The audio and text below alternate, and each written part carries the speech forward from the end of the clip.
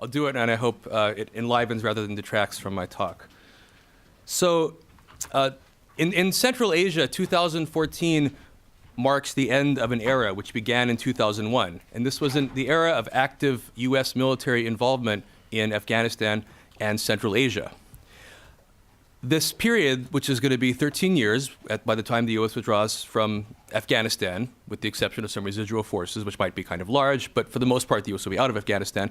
This period of 13 years is even longer than the first 10 years, from 1991 to 2001, from the time the Central Asian countries gained their independence. And the U.S. role in the region shifted from the first period to the second period, broadly from a policy focused on and oriented to transition, broadly understood, to a policy that was really oriented around security. So after 2014, because there are only these two periods, there's really no precedent for what great power interaction, what U.S. foreign policy will be in Central Asia. And there's a debate you're starting to hear in this town and other places about what Central Asia is going to look like after the U.S. withdraws, after NATO withdraws from Afghanistan. Russia was the dominant foreign power in Central Asia before 2001. And there are signs that Russia might try again to be a or the dominant power in Central Asia. Recently, the General Secretary of the Collective Security Treaty Organization said that Afghanistan, after withdrawal from U.S. After NATO withdrawal, is a threat to the broader region, a threat to Central Asia.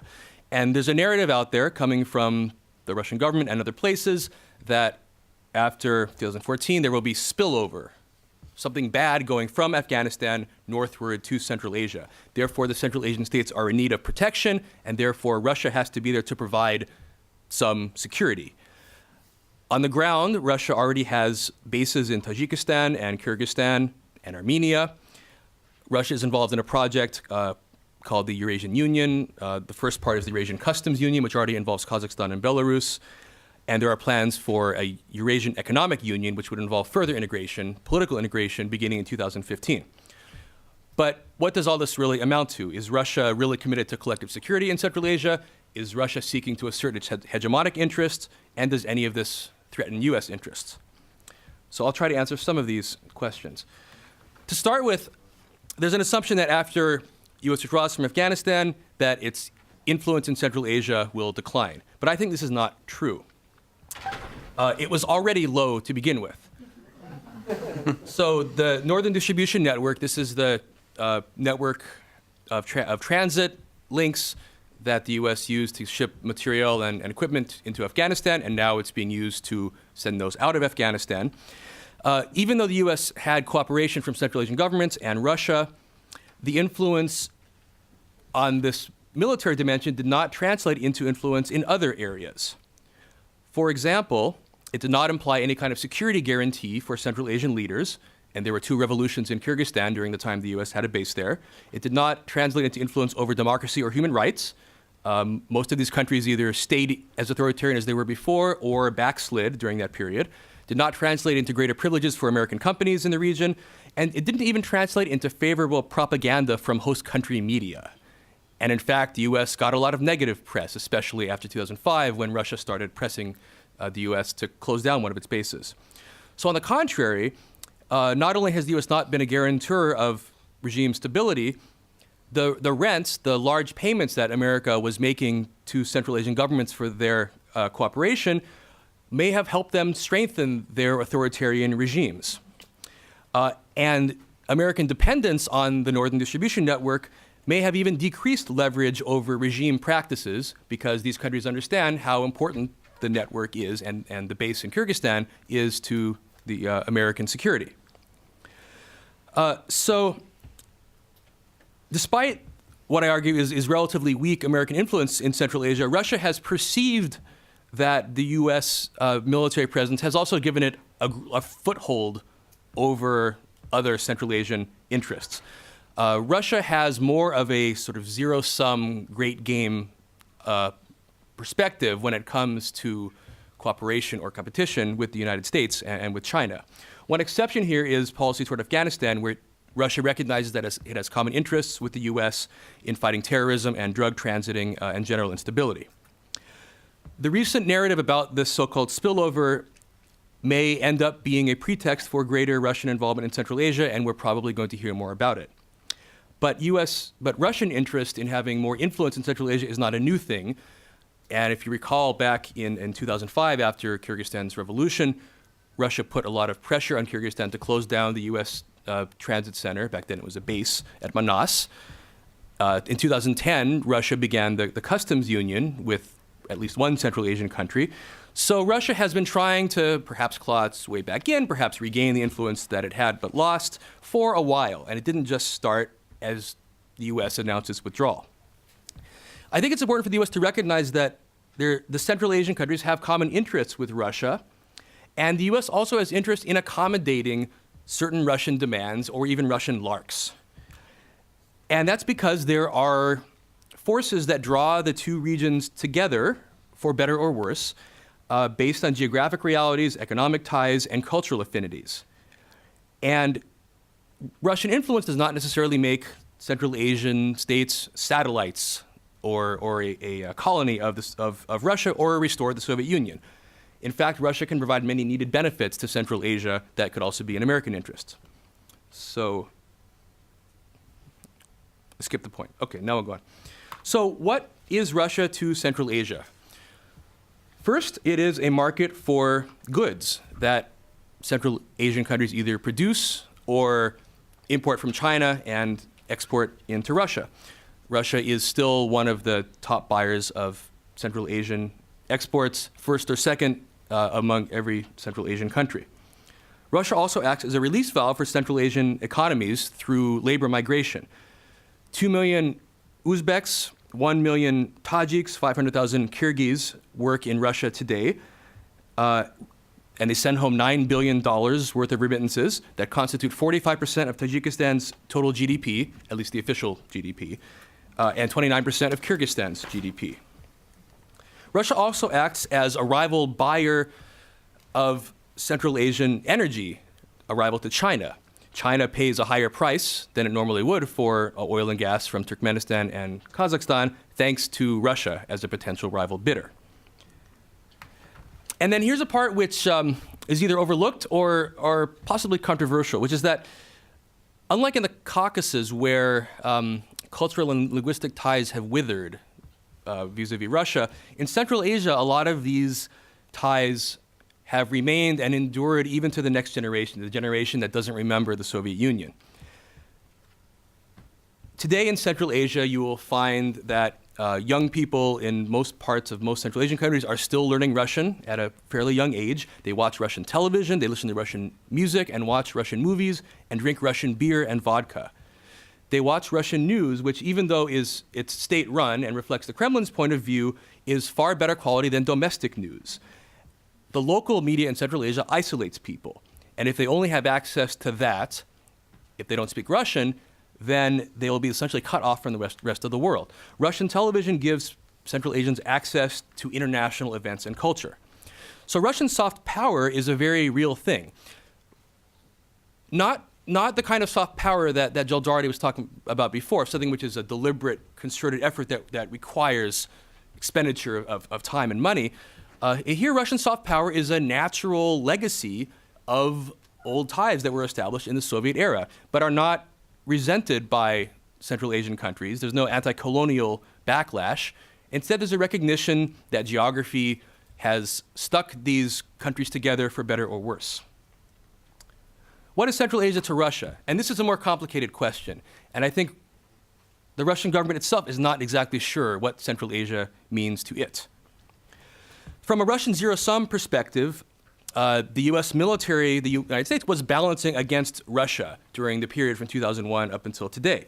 So one school of thought is that Central Asia presents an opportunity for Russia to fill a perceived vacuum of Russian power and to have more influence for whatever purposes. So in particular, there's a security aspect to this. Central Asia acts to some extent as a buffer from Afghanistan. So all the bad things in Afghanistan had the potential to, again, spill over to the north. Central Asia then, in some ways, blocks these bad things from getting to Russia. At least there's a discourse about that out there. I'm not sure how true that actually is. There's a danger, of course, to Russia of Islamic militancy and terrorism, but I also think the particular threat coming from Afghanistan is overdrawn. Russia has very severe problems with Islamic militancy, especially in the North Caucasus, but for the most part, these events have domestic roots, and the militants that are attacking symbols of the Russian state are not linked to global terrorism or to Afghanistan. And yet, the potential spillover from Afghanistan is used as a pretext to deepen security ties with Central Asian states. Putin was in Kyrgyzstan last year, and he emphasized a common fight against extremism, drug trafficking, and terrorism. Recently, Russia signed a new long-term lease on a military base in Tajikistan, is furthering military cooperation with the governments of Central Asia through the Shanghai Cooperation Organization and the Collective Security Treaty Organization, developing a rapid reaction force that might be based in southern Kyrgyzstan, in Osh, that would presumably be around to fight any kind of incursion or insurgency that would threaten the governments of the region. A second Russian interest is economic, and here you have to distinguish among Central Asian states. Russia and Kazakhstan are very close. The presidents get along very well, and there are cultural and linguistic and geographic ties that bind these two countries together even more so than Russia and the other Central Asian states. This is why Kazakhstan was the first country to join the customs union. Kazakhstan has enough self-confidence because it's very wealthy and also has other potential rival buyers of its energy resources that allowed it to take the step of forming the customs union with Russia. But being too close to Russia runs against a principle of foreign policy in Kazakhstan, which is it's called a multi-vector foreign policy, which basically means not placing all your eggs in one basket. So Kazakhstan runs the risk of becoming overly integrated into Russia at the expense of trading with other countries. So there's some question whether Kazakhstan would continue to play along if Russia pushes further, and especially political integration in 2015. And recently, President Nazarbayev has hedged a little bit about how far he wants to go along on this project.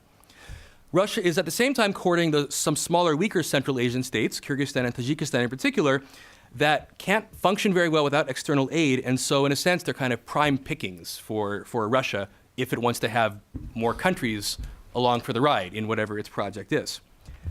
These two countries are more or less incidental to the customs union or potential Eurasian Union because they don't produce very much of what Russians buy, and they don't buy very much of what Russians sell.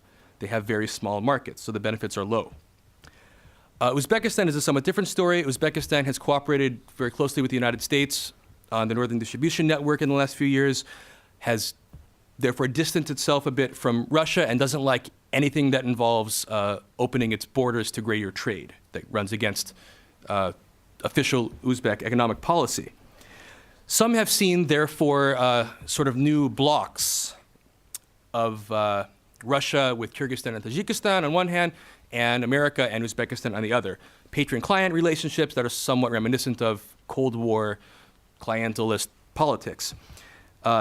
This is kind of silly because it's nothing like how it was in the Cold War. Ideology plays no role in countries deciding to whom they're aligned or whom they're aligned with. There are no real rivalries here. And the Central Asian countries don't view their relationships with the US versus Russia as zero-sum, and in fact are savvy about playing one country off another, and therefore it wouldn't be surprising if the alliances were to shift in the near future. That is, Uzbekistan can turn back to Russia if for some reason it wasn't happy with what the US is offering, and by the same token, Russia can lose interest or fail to offer what's been pledged for Kyrgyzstan and Tajikistan, causing those two countries then to move around and seek different alliances. If we look at the security and economic initiatives that have come out of Russia regarding Central Asia, they seem not to meet a cost-benefit test to Russia. Military assistance is expensive. The base at Kant, which is in Kyrgyzstan, the Russian base, costs $4.5 million a year. Russia has made a pledge worth $1.5 billion of military assistance to Kyrgyzstan and Tajikistan, in addition to a $2 billion pledge of grants and loans for Kyrgyzstan and Tajikistan to build hydropower stations. If you add all this stuff up, it becomes kind of expensive, not to mention discounts that Russia is offering on gas to countries that agree to join the customs union. So it's kind of odd then that Russia would be spending all this money when the benefits seem somewhat small. On the other hand, you could argue that even a few $1 billion here and there is small fry compared to what it's spending on the Sochi Olympics, which is now $50 billion and counting. So I have to speed up at this point. So I think Russia is there to stay. So I think here's what we should be looking at if we want to figure out what the patterns are going to be in the coming decade. And I think we need to look inside Central Asian countries themselves, because there is going to be change there that we have not seen in the first 20 years. There are two likely developments in the near future in Central Asia, which we haven't seen much of in the past. One is regime succession, possibly imminent, definitely coming soon. We don't know how soon. And the other one is some mobilization from below. Compared to the first era, 1991 to 2001, domestic regimes are stronger, better protected from outside forces and from their own citizens, but also less legitimate. And that's why the possibility of internally driven forms of instability are more likely in the future than they were in the past. In particular, I think the kinds of instability what we would see are not of the form that are most talked about in some circles, that is repression leading to radicalization expressed through Islamic militancy and therefore terrorism. I think that's not the most likely form of instability that would happen. Instead, I think we're more likely to see more mundane forms of political competition among factions competing for power and resources. And in most countries, you could sort of map out who these potential factions might be if there were ever to be a change in power at the top. Mobilization from below, I think, is likely to happen, but not necessarily directed against regimes, which is the dominant way that we think about social mobilization.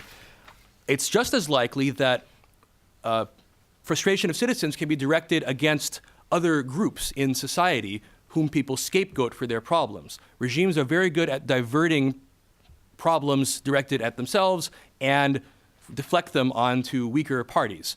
And who might be the targets of this? It could be ethnic minority groups such as Uyghurs in Kazakhstan or Kyrgyzstan. It could be ethnic Chinese workers, of whom there are many and increasing in Central Asia and who are widely resented. At some point, regimes will change. It's not clear how. There's some danger of a total regime collapse, something like a failed state. I don't think that's very likely, but if something like that happens, then this will be a shock to everybody around it, and this will shake up what goes on with the greater powers. So I'm going to flip very, very briefly now through the implications for U.S. policy. First, I think the U.S. should maintain a healthy skepticism toward narratives about how the region is threatened and needs help, or how all bad things in Central Asia will come from the outside and not inside. It's important to understand these countries, how they work, and what the potential liabilities are from within. The U.S. may do better in advancing the interests of Central Asians and American interests by working, by spending money in areas that don't conflict directly with Russian interests and can help to aid in economic development and, to the extent that's possible, building political institutions in Central Asia. Humanitarian aid, believe it or not, is still in dire need in Tajikistan and Kyrgyzstan. There are a lot of poor people and malnutrition at vast levels. The U.S. can also work to help train the next generation of professionals, that is, people who are needed to run a modern state. Teachers, doctors, engineers, scientists, accountants, who are not receiving good training in their own countries because their education systems have deteriorated. For a relatively small cost, the U.S. could work more to help train these people who will one day have to take over when the last generation of Soviet-educated specialists retires. And in the longer term, I think the U.S. might have to manage Central Asian countries as fragile states that may produce potential negative externalities. And by that logic, it should see Russia and China as potential partners who all have a common interest in preventing mass violence and whatever other negative externalities failed states tend to produce. So I think the U.S., even if it's not militarily active, should stay engaged to the extent that it's possible, but it should see its role as providing public goods that Central Asians desire, but that Russia and China generally fail to provide. I'll stop there. Thanks. Right. Thanks, Will. First, a consumer protection warning. To the extent that Angela is a recovering Sovietologist, I'm a recovering oil and gas man. I have never taken an area studies course that I'm aware of on Russia, never visited the Soviet Union. My experience is from the industry side of things, kicking around this part of the world for the past 20 years, but only after the collapse of the Soviet Union. On Russia, in this area that we euphemistically call Russia's South, clearly Russia always had a lead. For many of the reasons that Scott so eloquently mentioned. They were, of course, part of one country. At one time, the cultural elite ties, they literally spoke the same language, right? And if you can think of Ilham Aliyev more as a creature of Moscow, than as a creature of Azerbaijan.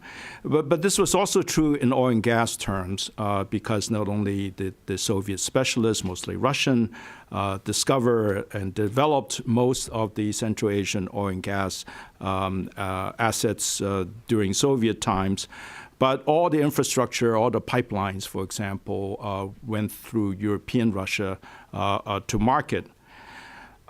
But I would say that this is a lead, a natural advantage that Russia largely squandered in the 1990s for reasons of Russia's own internal concerns, which were great during that time, but also failure to adapt to international business practices in oil and gas that the Central Asians needed very desperately. So during the 1990s, in spite of Russia's lead, the West was, including American companies, were able to penetrate Central Asia to develop oil and gas assets that were discovered by the Soviet Union, but the Soviet Union never had the technical capability to exploit. I mean, the ones that come into mind automatically would be Tengiz in Kazakhstan, as well as the offshore fields in Azerbaijan.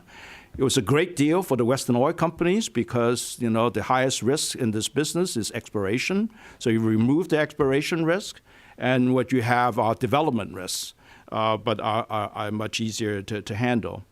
There was also an implicit beyond the economic bargain, which is host countries that have valuable assets but don't have their own financial and technical capability to exploit them, and Western companies that don't have exploration risk but are perfectly willing to jump into this new oil patch. There was an implicit political bargain, certainly in the minds of the Central Asian leaders.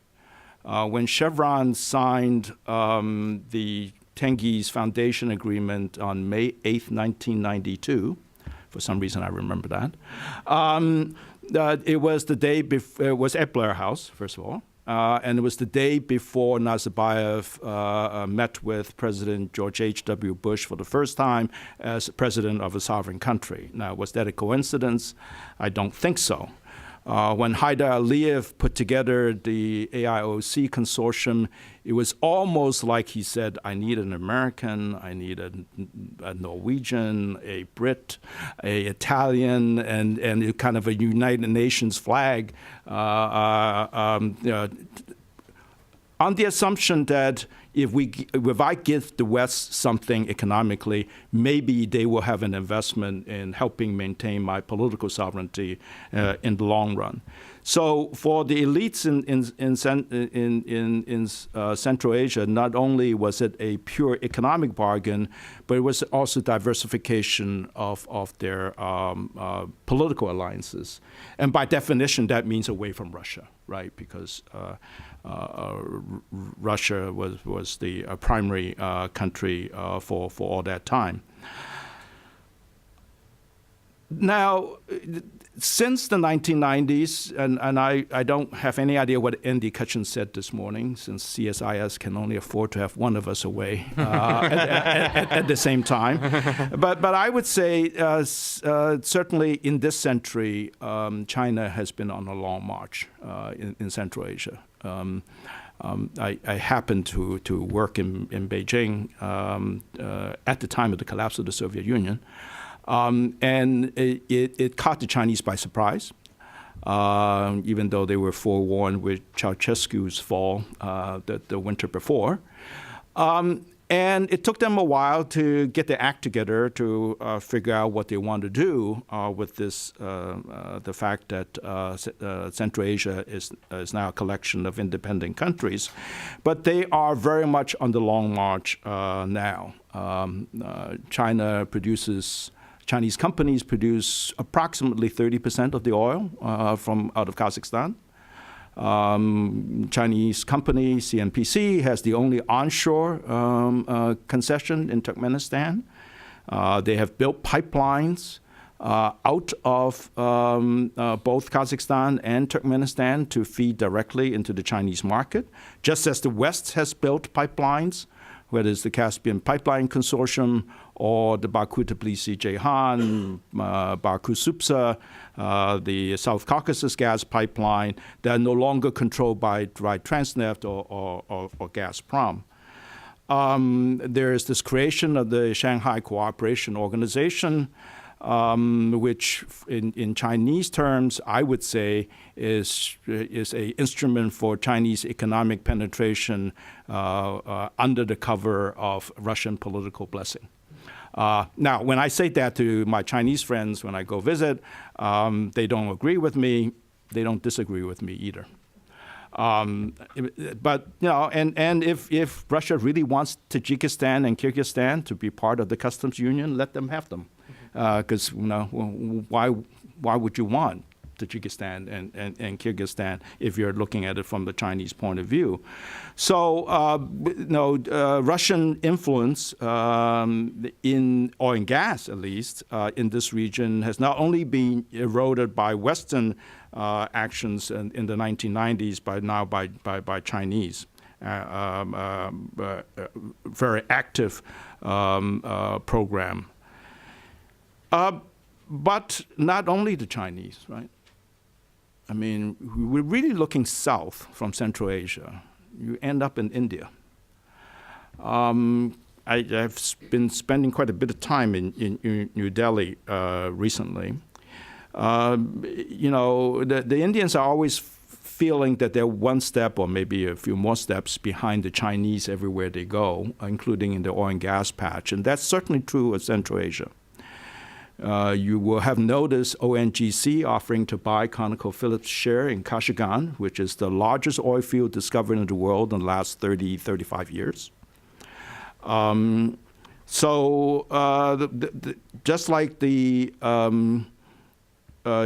Chinese have their eye on Central Asia in the last decade, I would submit that the Indians now have their eye on Central Asia in this decade.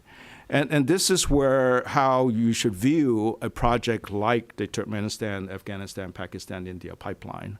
It is not just a one-off gas pipeline, which may be a pipe dream, by the way, but it is part of a larger strategy. And particularly if you think of Afghanistan, once again, being part of Central Asia, we talked about, are there better terms to describe this area than the post-Soviet space. These are all countries of Central Asia where India has always felt a historic connection to. So, how this all affects Russia's interests as well as Russia's actions in the future, we'll have to see, particularly as Russia itself turns towards Asian markets for energy. Now, how does this all fit in to the Russian strategy? Once again, without agreeing or disagreeing with what Andy said, the thing that struck me about the energy deals that were announced in Moscow last weekend was how small they were. It was hardly anything at all. The Russians and Chinese are talking about increasing their bilateral trade from $88 billion per year last year to maybe $100 billion. Well, $100 billion of bilateral trade is equivalent to 2 months of Chinese-U.S. bilateral trade. So we're starting from a very low base.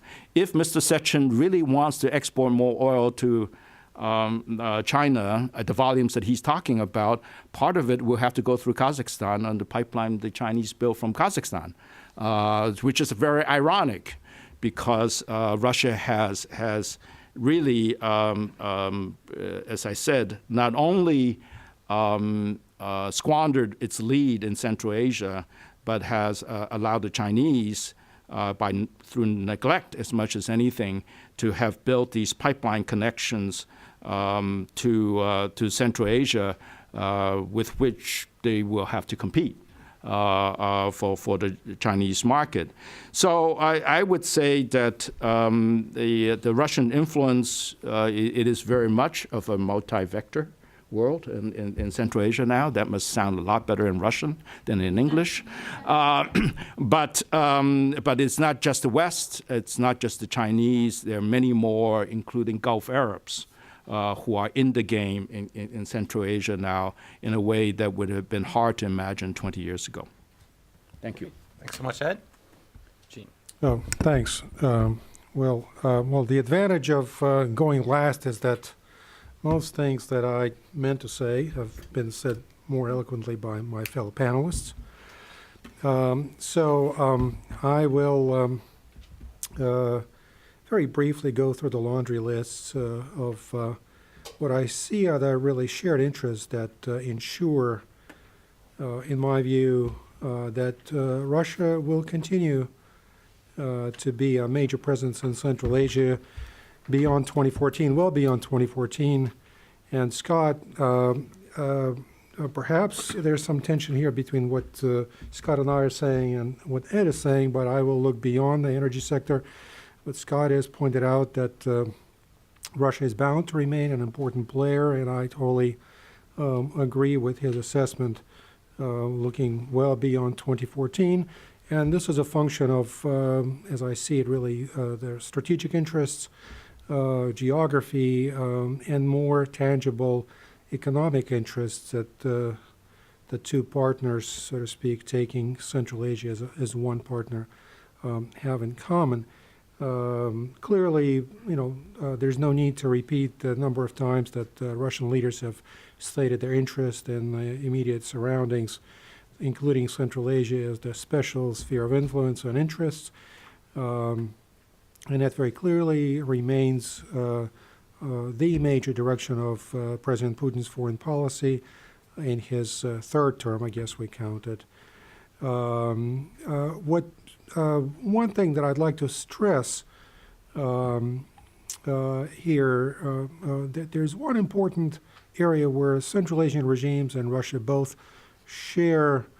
have shared convictions and shared interests, and that is their commitment to political stability and aversion, if you wish, to color revolutions and various springs that have become a feature of the international political landscape in the last 10, 15 years or so. For both Russia and Central Asia, this remains an important area of foreign policy that spills over into their domestic politics. And I would put it in the category of their shared strategic interests. Clearly, all of them are concerned about the situation in Afghanistan, some more than others as a function of their geography. But I would stress that this is not something really new. They've been living next to Afghanistan in the 90s when we paid very little attention to that country and what was going on at the time. And they survived. Clearly, they look at 2014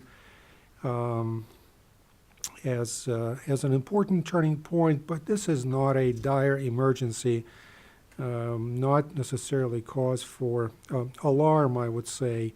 And here I think Russia obviously is looking at the situation in Afghanistan, but also my impression is that it is concerned about the domestic situation in the Central Asian countries themselves.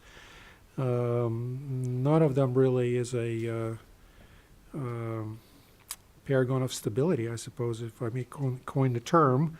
And they're particularly concerned about a confluence of some potential spillovers from Afghanistan, but also indigenous factors, indigenous developments such as the 2010 events in Osh in Kyrgyzstan and their exploitation by the militant groups operating largely from Afghanistan and probably more so even from northern regions, northwest frontier regions of Pakistan. Echoing what both Scott and Ed have already pointed out, Russia remains a very important economic partner for Central Asia, but it has been supplanted as the principal economic actor in Central Asia by China. I think traveling in a region, it is very visible now that the sort of flagship projects in places like Tajikistan, for example, the really major infrastructure projects are being undertaken with Chinese funding and more visibly so with Chinese labor. But again, I don't see this really as a major point of friction between Russia and China in Central Asia. It seems to me that for the time being at least, and I think my colleague from the State Department, Matthew Ouimet, will back me on this. He's a much greater authority on Russian-Chinese relations. But this is the one area where so far the two superpowers have agreed to put their potential differences aside and agreed to agree. And I think that this situation is likely to continue for the foreseeable future, well beyond 2014, if only because neither really want to create an aggravation in what really is going to be a complicated, complex transition. Perhaps disagreeing somewhat with what Ed said, it is true that transit routes from Central Asia are now diversified. But with the exception of China, really, Russia still either directly or indirectly controls the exit routes for Central Asian hydrocarbons. So from that standpoint, Russia remains a very important strategic factor for Kazakhstan in particular, for Turkmenistan as well. And as Scott has already pointed out, it's a predominant economic player in Tajikistan, if only because numbers really are all over the place, but anywhere from 1/3 to almost 50% of Tajik GDP comes from remittances, and migrant labor from Central Asia has created, in a sense, a codependency between Central Asian countries and Russia itself. Neither can really make do very easily without the other. I don't necessarily put as much stock in plans to create a rapid reaction force. I think it's something that is really more of a long-term proposition so far. I don't think we've seen really a functioning capability to emerge out of that initiative, although it may very well be the case that it will be driven by the developments on the ground and circumstances as they emerge. And if Russia and one or more of Central Asian countries confront a dire security environment, dire security situation, they will have to sort of create this capability very, very quickly. What I think probably is the worst possible outcome that is likely, will almost certainly bring Russia and Central Asian countries together, is a replay, if you think about beyond 2014, possibly some years beyond 2014, is a replay of the 1990s scenario in Afghanistan, when basically the Soviet Union withdrew. Then by 1993, if I'm not mistaken, the financial assistance to the Afghan regime basically evaporated, and the country was left to the mercy of the militias and finally taken over by the Taliban. So if this is sort of the worst kind of scenario that Central Asian countries and Russia and China, I should say, are looking at some years down the road, then I'm almost certain that they will be driven closer together to recreate some form of the Northern Alliance that existed in the 1990s and proved so decisive in support of the U.S. campaign in 2001 and 2002. I should say, however, that fortunately for Central Asia and fortunately for Russia, the northern regions of Afghanistan are relatively stable, and relatively speaking by the standard of Afghanistan, of course, but that's not where the bulk of terrorist activity takes place, that's not where the bulk of fighting takes place, and that's where some economic activity takes place. And something that we don't have really a whole lot of visibility into, but clearly the frontline states, Turkmenistan, Uzbekistan, and Tajikistan, have been building bridges, literally and figuratively speaking, or rebuilding them over the past many years, not necessarily counting on the United States remaining in Central Asia, in Afghanistan really, and Central Asia is an extension of it indefinitely. So I think they come to 2014 better prepared than they were the first time around. I think what's also important to keep in mind is that these are countries that have, yes, they're fragile states, but they have established themselves. They have established a certain modus vivendi with each other, modus operandi with the Russians and the Chinese, and these are fairly significant accomplishments for these young states, for their new governments. So I would stress, as one of my concluding comments, that as we talk about Central Asia, we should not look at it as a playing field for the 3 or 4 major superpowers. These countries have emerged as very skilled practitioners of diplomacy, especially navigating among the 3, 4, 5, depending again on how you count, among the superpowers that have interest and have declared themselves as players on the Central Asian landscape. And that probably is one of the biggest differences. And I should stress that given their long and not always very happy history of engagement with Russia, they're very good at understanding what's happening in Moscow. They're good at gauging, assessing Russian policy and Russian interests. So I think sometimes we should defer to them and their judgment. But I guess I should stay away from policy recommendations since my job really is to do analysis. So I'll stop at that, and I look forward to your questions. Great. Well, thank you very much, and we open the floor for questions. We'll start with Georgie right here. Yes, right in front here. Georgi Derlugyan. I think many of us in this room are old enough to remember discussions of Central Asia in the 1980s and 90s. And what is remarkable, actually, is just how plain and almost optimistic are your predictions now.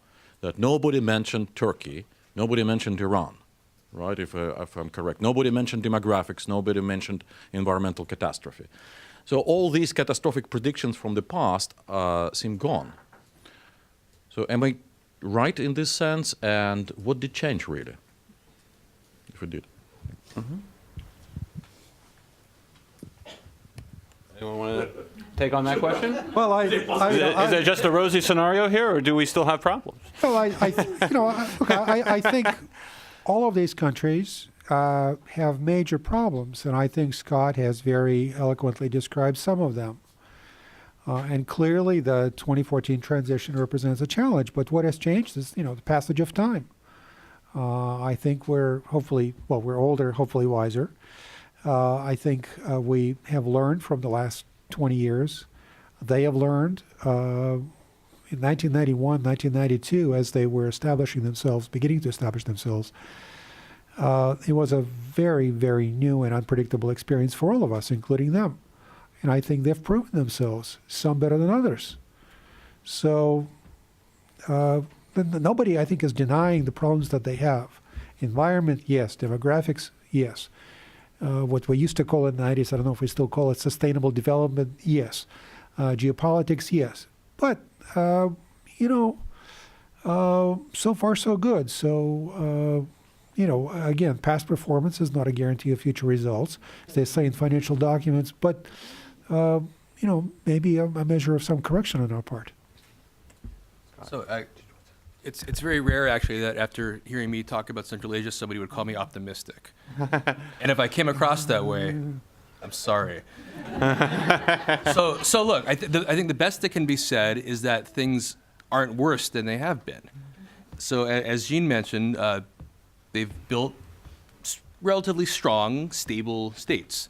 But stability is a deceptive thing, right? Because a place is stable until the moment that it's unstable, then it's not stable anymore. And if you want to look for a basis to predict various kinds of dire outcomes, you can find them. And you mentioned demographics, environmental degradation, this is all there. I think the single biggest worrying factor is the nature of the regimes themselves and all of the associated corruption and repression and declining legitimacy and all the things that often lead to instability. So if they remain in a state of stasis for the next 10 or 20 years, I think that would be a relatively good outcome. But again, it's hard to predict instability when all you've had is stability. So things could get worse or they could stay the same. But I don't see the seeds of them getting better.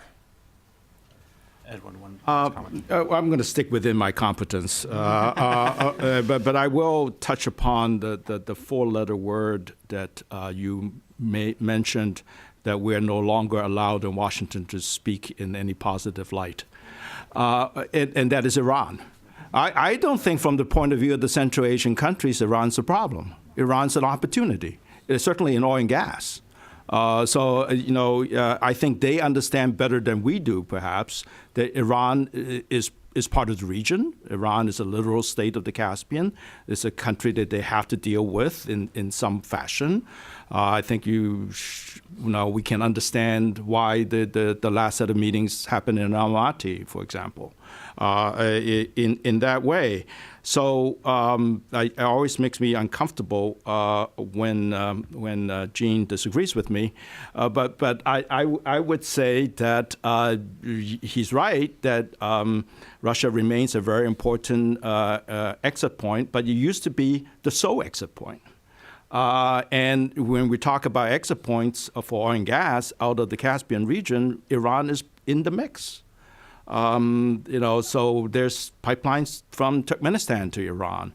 Russian offtake of Turkmen gas have moved from what was about 40 billion cubic meters per year to about 10 cubic meters per year.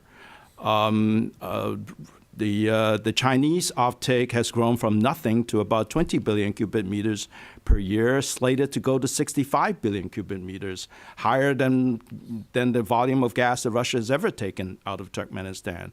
So we should see TAPI from a Turkmen point of view as diversification away from China, as much as diversification away from Russia. So Iran is very. It was my mistake to have failed to mention Iran, but Iran is very much an oil and gas player in Central Asia, I would say. And Jean, you wanted to follow up with one? Well, last point. I defer to Ed, certainly. But let me just say that my impression is that,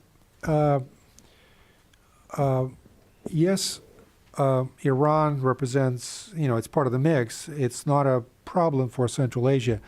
It is a problem for Central Asia only to the extent that the United States and Israel, as they see it, and the rest of the international community could make it a problem, and then they could end up in a very uncomfortable situation as they see it, squeezed between, Iran and a rock place, not Iraq and a hard place, to sort of borrow from the old paraphrase. So.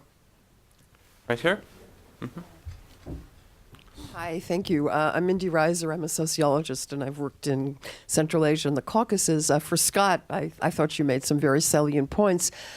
there were conflicting forces there. On the one hand, I've seen younger people in some of these countries who came from a more secular environment, fascinated by their Islamic heritage and wanting to know something about it, forming study groups, explorations. On the other hand, especially Kazakhstan sent a rather large number of students to the United States and some of the European countries.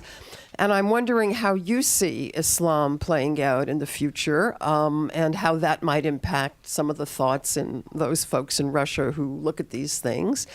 And also, there's been a lot of work by NGOs in a number of these countries. Some of these folks have stayed on. They have had influential roles in thought leadership.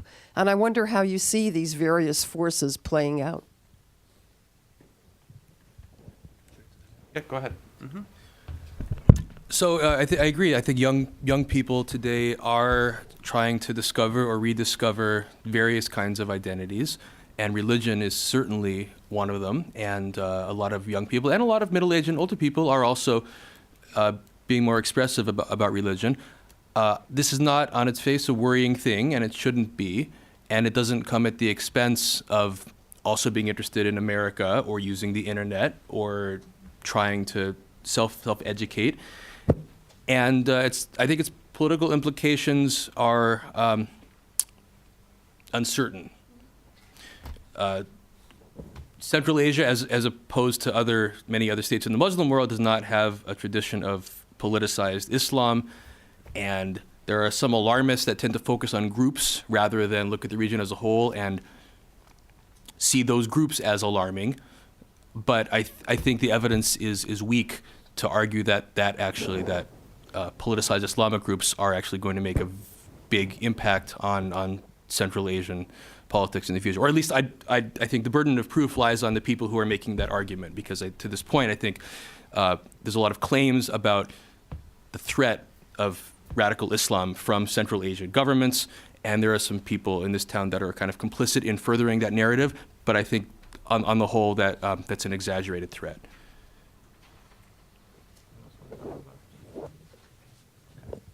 Over here, Matthew.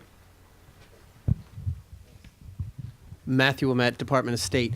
Ed, I wanted to follow up on something that you said about the recent agreements on additional oil sales from Russia to China, and then ask you a sort of broader question about Russia's oil interaction with Central Asia.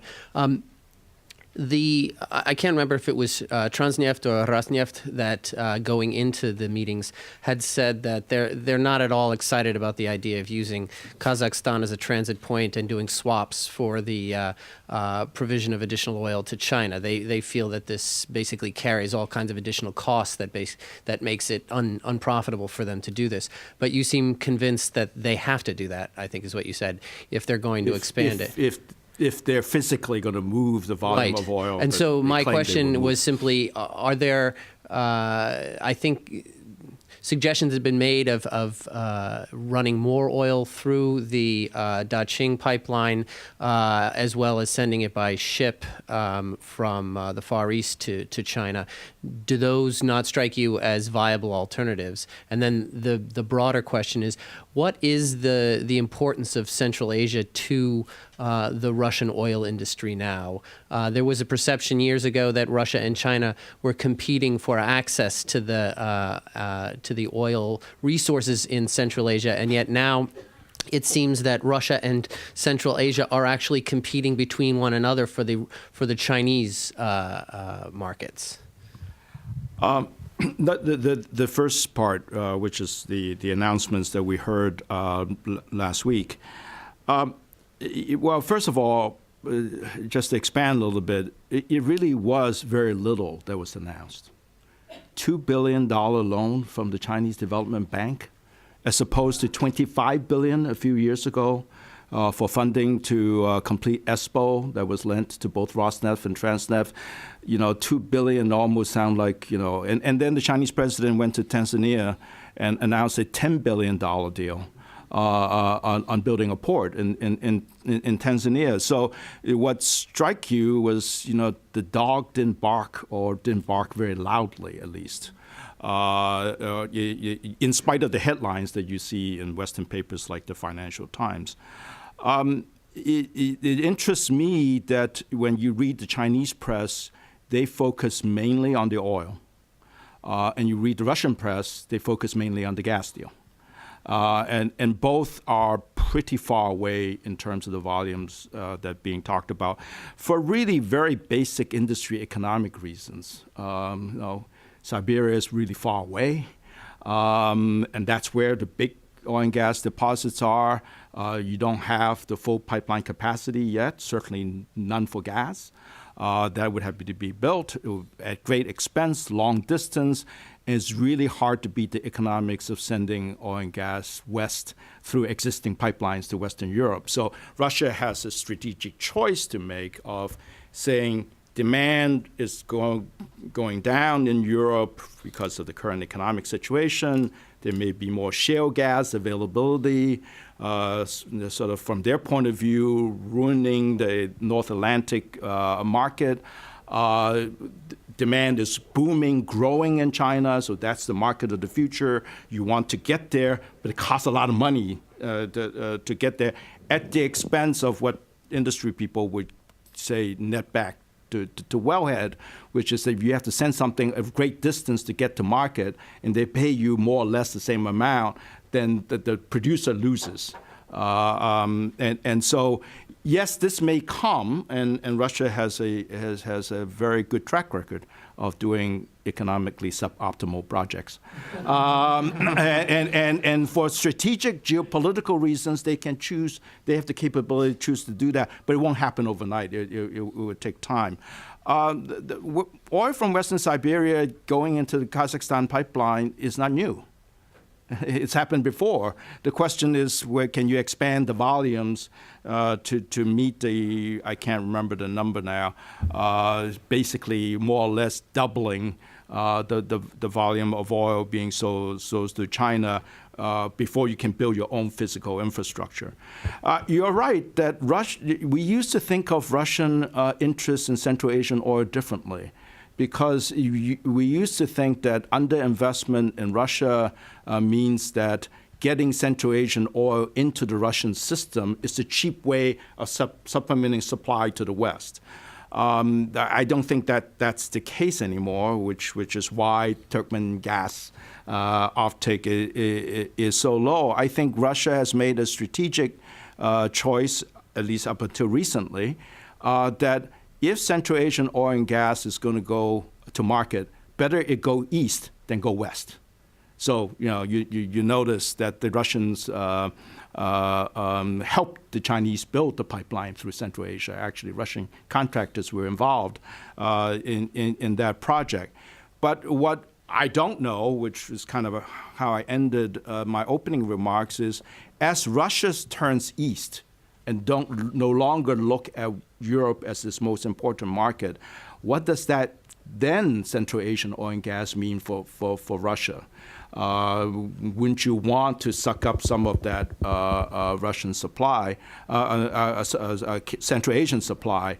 So you can look at building the Baltic pipeline system too, look at the expansion of the East Siberia Pacific Ocean pipeline as a way of, for example, as just an example, of sucking up Kashagan oil into the Russian system to take it to market and providing a transportation option that way. So I think we'll have to watch this. It's all still evolving, and I'm not sure either Russia or Chinese know what the final outcome is going to be, but it's certainly something that we have to watch carefully.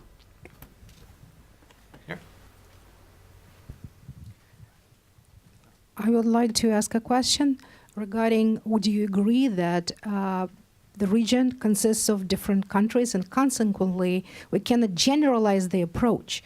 What is happening between, say, Russia and Azerbaijan would be very different from what is happening between Russia and Uzbekistan. And I would extrapolate this, including the impact of Islam on these economies and countries consequently. So it will be very different in Uzbekistan and, say, Kazakhstan, even though they are neighboring countries. It's one point. And another one, remark about the amount of the loan.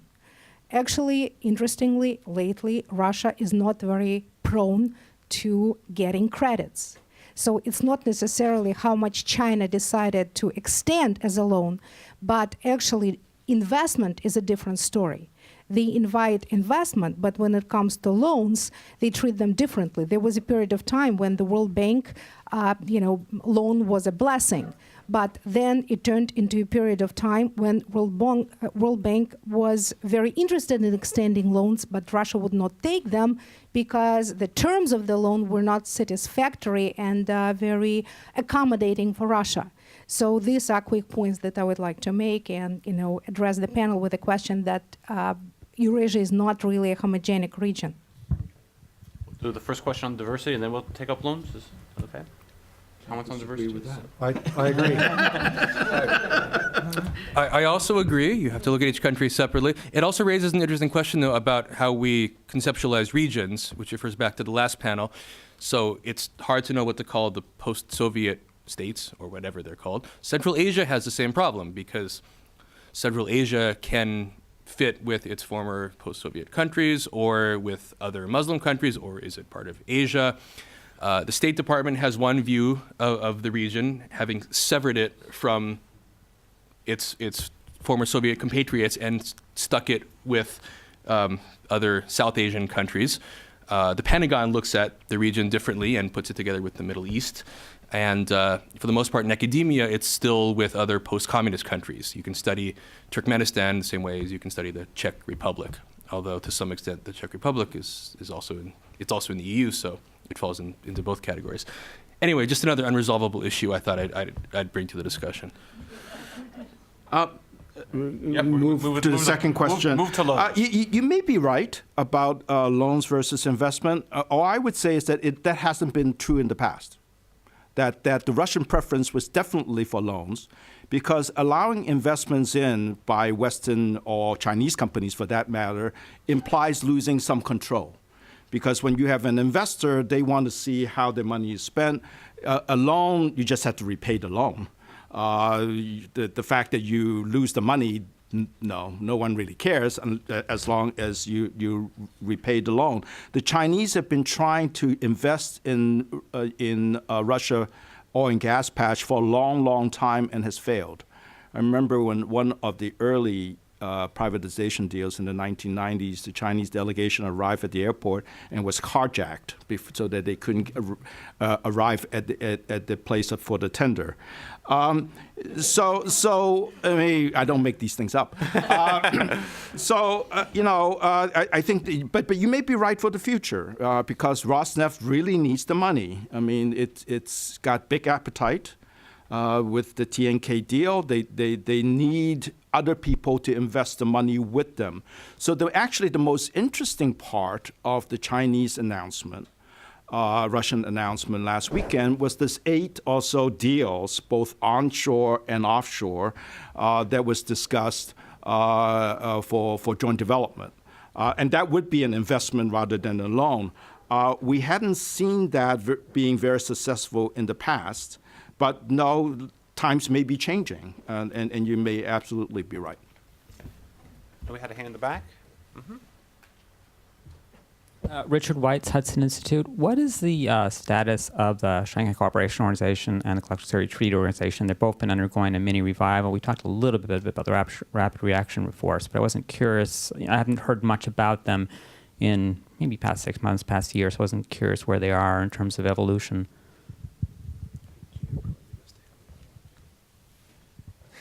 SCO and Well, I think they sort of continue along as they have for some time. I don't notice any special uptick in activities, nothing out of the ordinary. And I think they basically suit the interests of the parties that belong to them.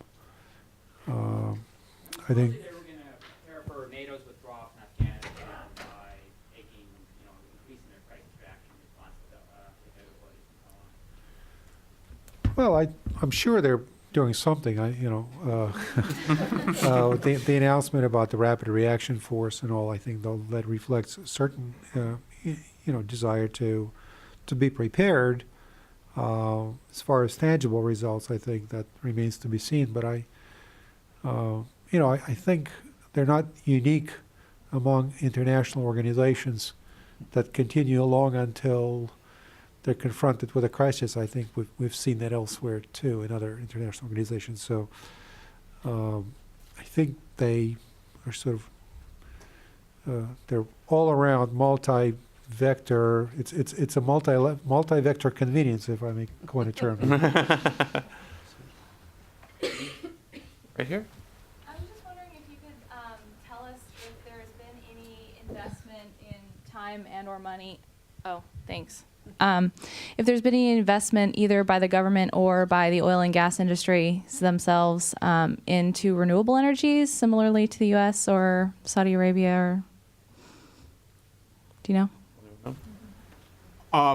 There's a lot of talk about renewable energies. I mean, including in major producing countries like Kazakhstan.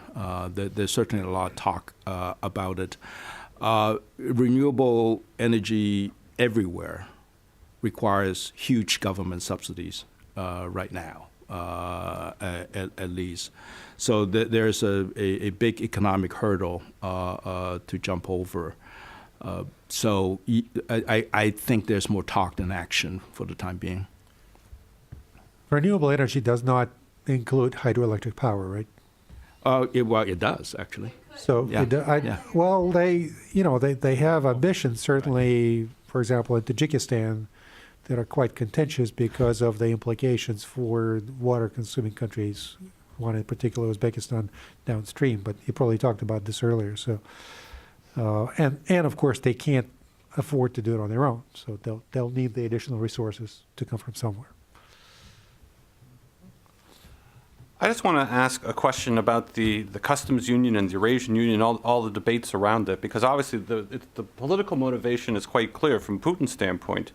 But I'm just curious if you could touch a little bit upon the actual economic advantages, both for Russia and for Central Asia, for the customs union. On the one hand, obviously you trade with your neighbors and this facilitates trade. But if you look at kind of the first few years of the customs union, there seems to have been quite a significant increase for Belarus and Kazakhstan, but much less so for Russia. And that kind of Belarusian and for Western companies at least, you can register in Belarus or Kazakhstan and then gain access to the Russian market. I've noticed that there's been reports in the Russian press, at least, about small businesses fleeing to Kazakhstan because the social taxes are so much lower. So they set up in Kazakhstan and then gain access to the Russian market. And to pick up on Ed's point, from Russia's standpoint, it seems like they're getting a lot of countries that are very dependent on Russia. Belarus, Kyrgyzstan, and Tajikistan are not necessarily the most dynamic economies that you want to partner with. So from your perspectives, what is the kind of economic viability and advantages for a growing customs union? If anyone wants to take a crack at that. I'll talk about oil and gas. Go ahead. Yeah, just very briefly, because this is not really my area of expertise, but my perception is this is mostly a political project, because as you mentioned, these are countries that it doesn't seem to be in Russia's interest to further trade with, and even if it did, it would go from a tiny percentage to tiny times two. From what I've read, Kazakhstan has benefited some from getting some more investment and Russian businesses that have moved to Kazakhstan, but at the same time, it's been importing a lot more from Russia than its exports to Russia have increased. So it might be kind of a wash from that standpoint. But I also don't think that we have that much data on which to make these kinds of assessments. But maybe my colleagues know better. Well, just on oil and gas, it just seems to me that every 5-10 years or so, Russia has a new project on Eurasia, something or other, and Kazakhstan always goes along because there's no percentage being opposed to it, and it never amounts to anything, and then everyone continues to behave like they were behaving before. But if the customs union were real, there could be some real benefits, economic benefits that goes beyond, or in spite of perhaps politics. I mean, for example, Kazakhstan ought to have access fair and equal access through Russian pipelines to supply a Belarus refinery. And well, it doesn't have that right now, because all ship its oil, gas or oil through Russia to China, if Russia were to build a pipeline, fair and equal access. Well, that's not Transneft or Gazprom's business model, right? But if you had a customs union, then you ought to have the same right that a Russian producer would have to access pipeline capacity. Kazakhstan tried to buy the Belarus refinery once and was blocked. Tried to buy a Lithuanian refinery once and was blocked. But without fair and equal pipeline access, those assets would be stranded. So it could have a real economic impact. When I ask Kazakhs about this, they say, well, we'll see how it works out. So, and I think we're kind of in the testing period right now as to whether this is a real economic project or a political one. Just to follow up on that, the Russians are actually selling the trade union as a possible sort of visa-free transit route for trade. There's a big concern right now that if a sort of Silk Road concept model comes together after 2014, the Chinese are competing with the Russians for where that route will run. And essentially what the Russians are saying is, it's cheaper to go with us, a lot less hassle. You can go from all the way here to all the way there with just, one visa, et cetera, et cetera. So that's at least a selling point of how this could play out. Any last questions? Well, remarkably, we're going to end exactly on time, which is even a great accomplishment for an all-day conference. I haven't had that happen very frequently. I'd like to thank all the panelists, both this panel and all the panelists that talked today, for really a very informative discussion. I'd like to thank all our colleagues at the University of Washington. This has just been a great partnership, and we've really enjoyed working with everybody. And thank you all for spending the whole day here at the Wilson Center. So thanks again, and look forward to seeing you at future events.